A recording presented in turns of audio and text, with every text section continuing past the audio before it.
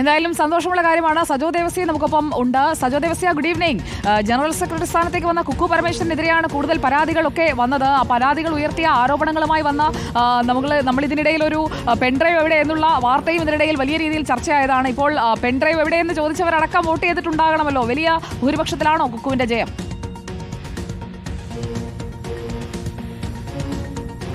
സുജയം, അതായത് അക്കാര്യത്തിലടക്കം വലിയ ഒരു പുതുയുഗ പിറവി എന്നത് താരസംഘടനയിൽ സംഭവിച്ചിട്ടുണ്ട്. പക്ഷെ അത് എന്തുമാത്രം നേരത്തെ സംഘടനയ്ക്കകത്തുള്ളവരും സംഘടനയ്ക്ക് പുറത്തേക്ക് പോയി WCC രൂപീകരിച്ചവരും ഒക്കെ ഉന്നയിച്ച സ്ത്രീപക്ഷ നിലപാടുകൾ ഉയർത്തിപ്പിടിക്കുന്നതിന് സഹായകരമാകും എന്നതൊക്കെ വിലയിരുത്തുന്നതിന് അത് ടു എയർലി ഇപ്പോൾ നമ്മൾ അത് വിലയിരുത്തുക ശരിയല്ല. എങ്കിൽ കൂടെയും അങ്ങനെ ഒരു വലിയ മാറ്റത്തിന് കളമൊരുങ്ങിയിരിക്കുന്നു. 3 പതിറ്റാണ്ടിലധികം നീണ്ട സംഘടനയുടെ ചരിത്രത്തിൽ വലിയ ഒരു മാറ്റത്തിന് അവസരം ഒരുങ്ങിയിരിക്കുന്നു, അരങ്ങൊരുങ്ങിയിരിക്കുന്നു. ഇനിയിപ്പോൾ ഉറപ്പായും വലിയ പിന്തുണ, വ്യാപകമായ പിന്തുണ കിട്ടിയിട്ടുണ്ട്. അവിടെ മേജർ സീറ്റുകളിലേക്കൊക്കെ മത്സരിച്ച് അല്ലെങ്കിൽ മേജർ സ്ഥാനങ്ങളിലേക്ക് ഏറ്റവും പ്രധാനപ്പെട്ട പദവികളിലേക്ക് മത്സരിച്ച വനിതാ താരങ്ങൾക്ക് വലിയ പിന്തുണ ലഭ്യമായിട്ടുണ്ട് എന്ന കാര്യം ഉറപ്പാണ്.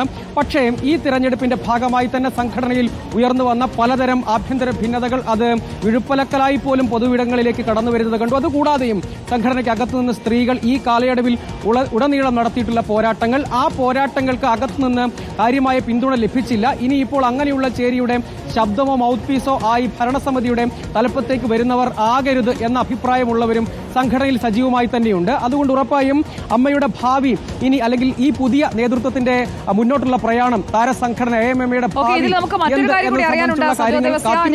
ലേബിയിലേക്ക് ഒരിക്കൽ കൂടി പോവുകയാണ്. ലേബിയും അർജുൻ മട്ടന്നൂരും ഉണ്ട്.